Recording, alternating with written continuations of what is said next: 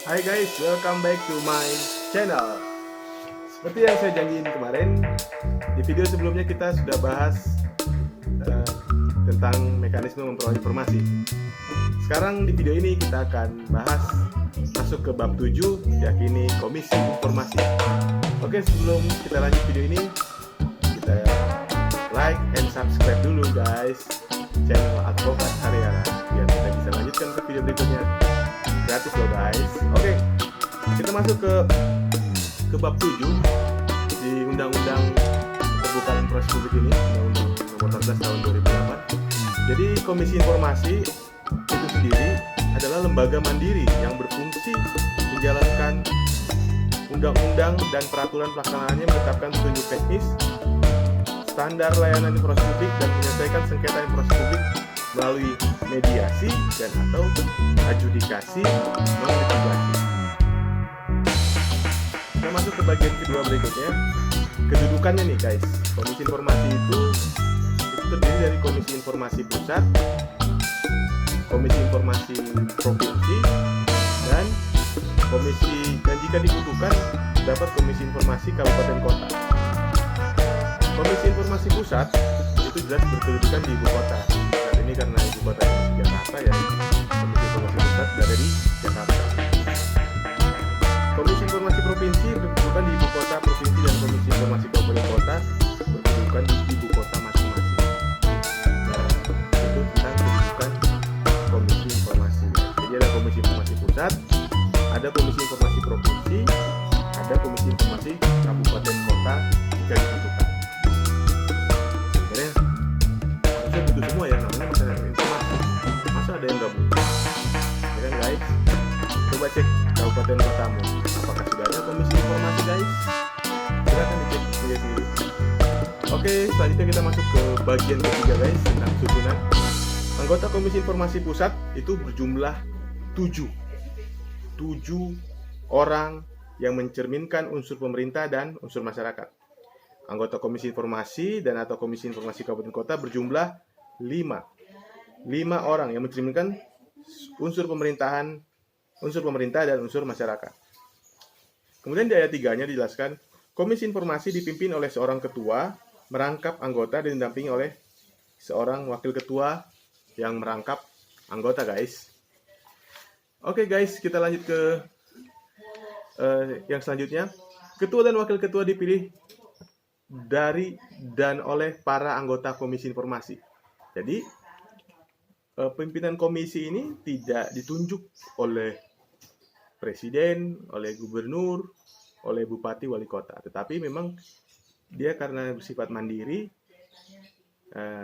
dia dipilih oleh anggota Komisi Informasi sendiri setelah terpilih dari komisi bagian pemerintahan di setiap DPRD dan DPR sesuai tingkatannya guys. Pemilihan sebagaimana dimaksud pada ayat 1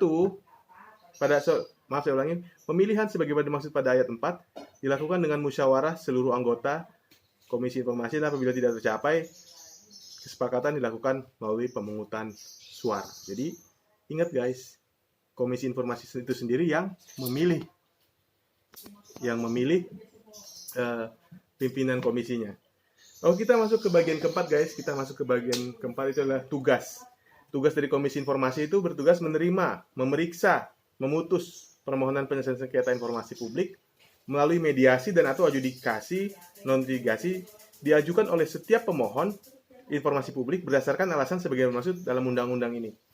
Yang B, menetapkan kebijakan umum pelayanan informasi publik dan menetapkan petunjuk pelaksanaan dan petunjuk teknis. Nah, itu tugasnya Komisi Informasi. Kemudian Komisi Informasi Pusat bertugas, poin A-nya, menetapkan prosedur pelaksanaan penyelesaian sengketa melalui mediasi dan atau adjudikasi non litigasi. Kemudian yang B, menerima, memeriksa, memutus sengketa informasi publik di daerah selama Komisi Informasi Provinsi dan atau Komisi Informasi Kabupaten Kota belum terbentuk. Jadi kalau sampai hari ini Komisi Informasi tingkat provinsi di seluruh Indonesia itu sudah terbentuk, sehingga Komisi Informasi Pusat tidak perlu lagi turun ke daerah untuk menerima atau memutus sengketa informasi. Jadi sudah bisa berjalan sesuai tingkatannya. Hanya memang yang masih jadi PR adalah komisi informasi tingkat kabupaten kota yang belum signifikan jumlahnya di kabupaten kota masing-masing. Oke, selanjutnya salah satu tugasnya yang terakhir yang poin C adalah memberikan laporan mengenai pelaksanaan tugasnya berdasarkan undang-undang ini kepada Presiden dan Dewan Perwakilan Rakyat Republik Indonesia setahun sekali atau sewaktu-waktu jika diminta. Nah, ini adalah tugas dari Komisi Informasi Pusat ya. Jadi levelnya Presiden dan DPR RI ya. Setahun sekali memberikan laporan, tapi sewaktu-waktu jika diminta ya diminta laporannya ya memang harus siap selalu untuk memberikan laporan terkait tugas-tugasnya. Kemudian Komisi Informasi Provinsi dan atau Komisi Informasi Kabupaten Kota bertugas menerima, memeriksa dan memutus sengketa informasi publik daerah masih melalui mediasi dan atau adjudikasi dan litigasi. Nah, hampir sama hanya tingkatannya aja guys ya. Hanya tingkatannya saja. Jadi kalau Komisi Informasi Kabupaten Kota Provinsi itu memang dia tidak bisa berjenjang ke pusat, dia memang diselesaikan di tingkatan masing-masing, dan hierarki ini tidak seperti analoginya itu tidak seperti pengadilan ya, pengadilan negeri, kemudian banding, pengadilan tinggi, kasasi, tidak seperti itu guys. Jadi Komisi Informasi berupaya sedemikian rupa melakukan mediasi dan atau adjudikasi non litigasi di tingkatan masing-masing ya. Jadi nggak berjenjang dia ya.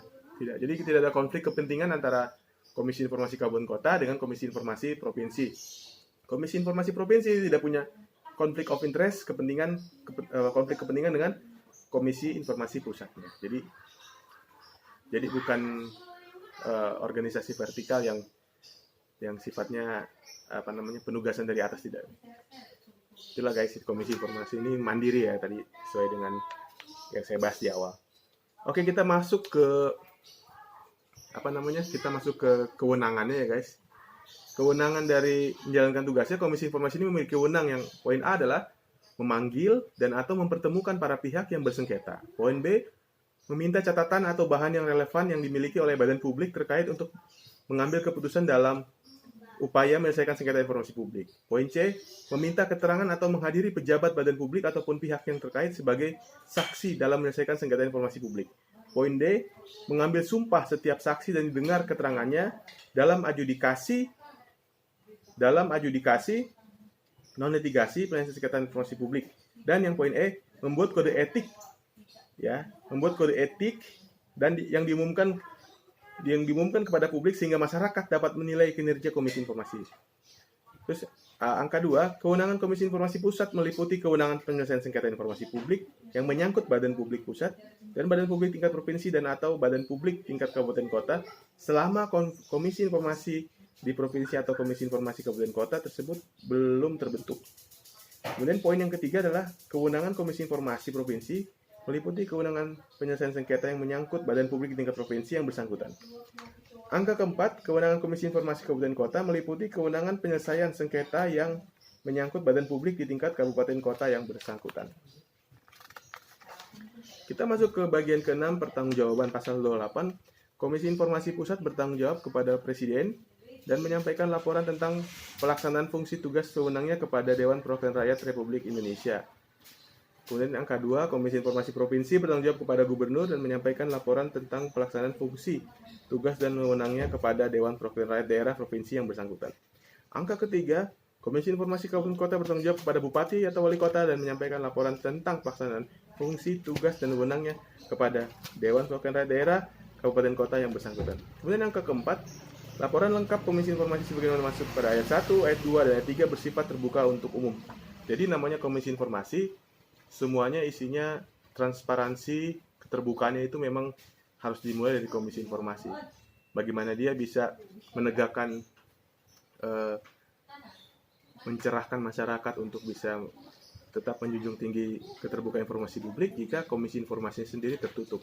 Oleh karena itu, semua laporan lengkap Komisi Informasi sebagaimana dimaksud pada ayat 1, ayat 2, dan ayat 3 itu semuanya bersifat terbuka dan terbuka dan untuk umum ya. Jadi ini untuk publik nih, sama seperti sekarang saya sampaikan di salah satu media sosial ini terbuka untuk umum, jadi tidak ada hal-hal yang sifatnya ditutup-tutupi ya. Ini undang-undang ini untuk publik, dan juga tapi publik harus bisa memahaminya dan menjalankannya untuk kepentingan masyarakat informasi. Oke, selanjutnya kita masuk ke bagian ketujuh terkait sekretariat dan penata kelolaan Komisi Informasi.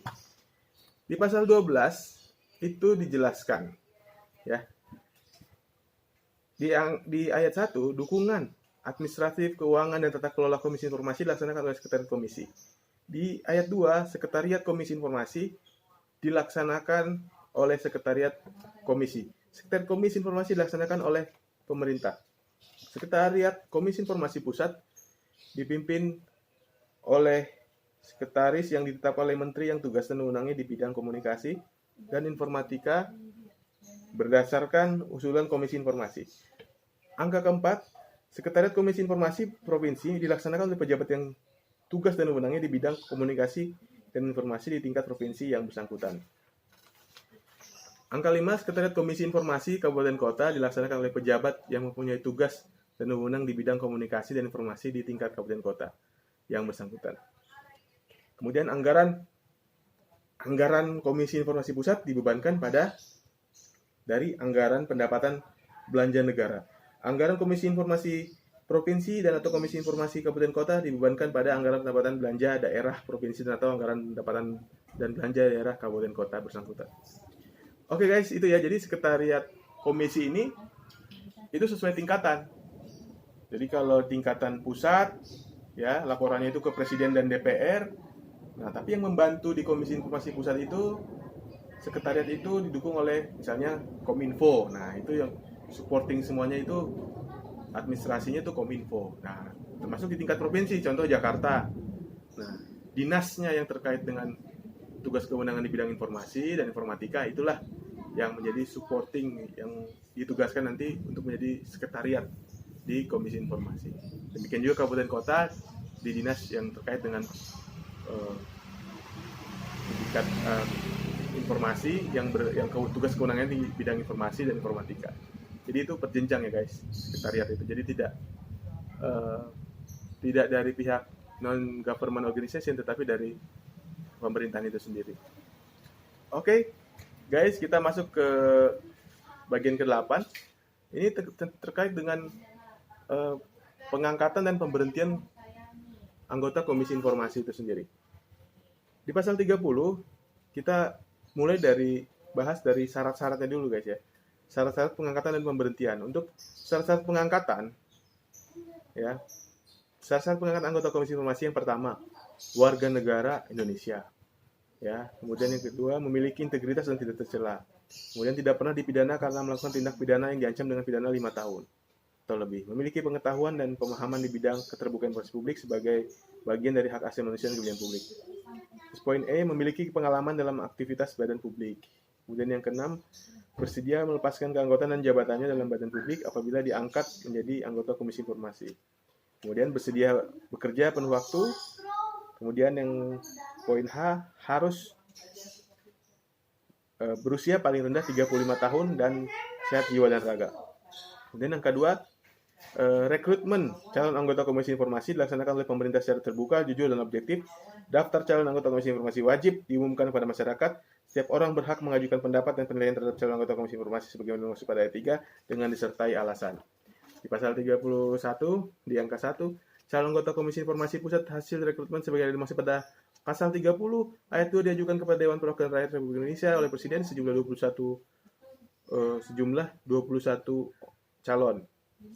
orang calon. Dewan Perwakilan Rakyat Indonesia memilih anggota Komisi Informasi Pusat melalui uji kepatutan dan kelayakan.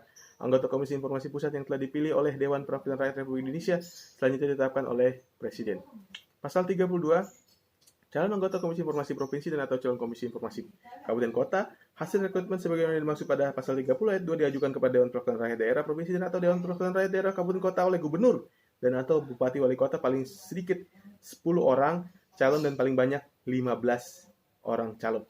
Dewan Perwakilan Rakyat Daerah Provinsi dan atau Kabupaten Kota memilih anggota Komisi Informasi dan atau Komisi Informasi Kabupaten Kota melalui uji kepatutan dan kelayakan. Angka 3, anggota Komisi Informasi provinsi dan atau kabupaten kota, komisi informasi kabupaten kota yang telah dipilih oleh Dewan Perwakilan Rakyat Daerah Provinsi dan atau Dewan Perwakilan Rakyat Daerah Kabupaten Kota selanjutnya ditetapkan oleh gubernur dan atau bupati wali kota. Jadi dia diangkat hasil seleksi tim seleksi, kemudian dia dilakukan uji fit and proper test oleh DPRD bidang pemerintahan, Komisi 1 atau Komisi Pemerintahan. Kemudian selanjutnya setelah itu baru dia ditetapkan oleh kepala daerah masing-masing. Di pasal 33, anggota Komisi Informasi diangkat untuk masa jabatan 4 tahun dan dapat diangkat kembali untuk 1 periode berikutnya. Di pasal 34, pemberhentian anggota Komisi Informasi dilakukan berdasarkan keputusan Komisi Informasi sesuai dengan tingkatannya dan diusulkan kepada Presiden untuk Komisi Informasi Pusat, kepada Gubernur, untuk Komisi Informasi Provinsi, dan kepada Bupati, Wali Kota, untuk Komisi Informasi Kabupaten Kota untuk ditetapkan. Anggota Komisi Informasi berhenti atau diberhentikan karena alasan-alasan yang diterima oleh undang-undang adalah meninggal dunia, telah habis masa jabatannya, mengundurkan diri, atau dipidana dengan putusan pengadilan yang telah berkekuatan hukum tetap dengan ancaman pidana paling singkat 5 tahun penjara. Kemudian yang kelima adalah sakit jiwa dan raga dan atau sebab lain yang mengakibatkan bersangkutan tidak dapat melakukan tugas 1 tahun berturut-turut atau melakukan tindakan tercela dan atau melanggar kode etik yang putusannya ditetapkan oleh Komisi Informasi. Terus kemudian angka 3, pemberhentian sebagaimana dimaksud pada ayat 1 ditetapkan melalui keputusan Presiden untuk Komisi Informasi Pusat, keputusan Gubernur untuk Komisi Informasi Provinsi, dan atau keputusan Bupati Wali Kota untuk Komisi Informasi Kabupaten Kota. Angka keempat, pergantian antara waktu Komisi Informasi dilakukan oleh Presiden setelah berkonsultasi dengan pimpinan Dewan Perwakilan Rakyat Republik Indonesia untuk Komisi Informasi Pusat dan oleh Gubernur setelah berkonsultasi dengan pimpinan Dewan Perwakilan Rakyat Daerah Provinsi untuk Komisi Informasi Provinsi dan oleh Bupati Wali Kota setelah berkonsultasi dengan pimpinan Dewan Perwakilan Rakyat Daerah Kabupaten Kota untuk Komisi Informasi Kabupaten Kota. Kemudian yang kelima adalah anggota Komisi Informasi pergantian terwaktu diambil dari urutan berikutnya berdasarkan hasil uji kelayakan dan kepatutan yang telah dilaksanakan sebagaimana dasar pengangkatan anggota Komisi Informasi pada periode dimaksud. Jadi kalau dalam satu periodisasi ada anggota Komisi Informasi yang baik itu tingkat pusat, tingkat provinsi atau kabupaten kota yang mengalami poin-poin sesuai dengan undang-undang tadi, ya, misalnya itu dia meninggal ataupun misalnya dia berhalangan tetap, sakitnya 1 tahun berturut-turut, itu dapat dilakukan pergantian antar waktu. Nah, tapi memang yang menjadi unik dari anggota Komisi Informasi ini, dia tidak bisa disentuh oleh hak prerogatif kepala daerah atau kepala pemerintahan di tingkatannya masing-masing. Jadi contoh, anggota Komisi Informasi tingkat pusat itu tidak bisa diberhentikan oleh Presiden atau oleh DPR, ya, kecuali oleh alasan undang-undang. Jadi ini memang secara kinerjanya dia tidak politis dalam arti kata tidak bisa ada intervensi dari kepala daerah atau kepala pemerintahan. Oke itu guys, terkait dengan Komisi Informasi. Jangan lupa di bab berikutnya kita akan bahas mengenai bab 8, masih di Undang-Undang 14 tahun 2008 tentang keberatan dan penyelesaian sengketa melalui Komisi Informasi. Nah, di bab 8 itu sudah masuk mulai terkait dengan caranya penyelesaiannya sengketa melalui Komisi Informasi. Oke, terima kasih guys. Jangan lupa like and subscribe video ini. Terima kasih. Sehat selalu. Wassalamualaikum warahmatullahi wabarakatuh. Salam, Om Swastiastu, Namo Buddhaya, Widongken. Bye.